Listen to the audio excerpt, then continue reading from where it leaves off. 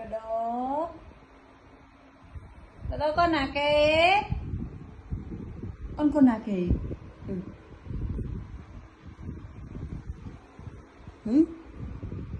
Ừ.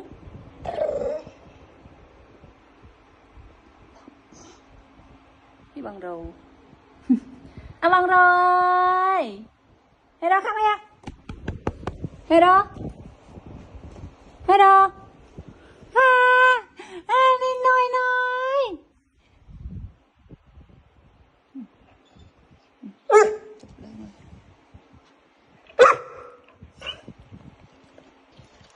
Anh miên anh là nhộn tê.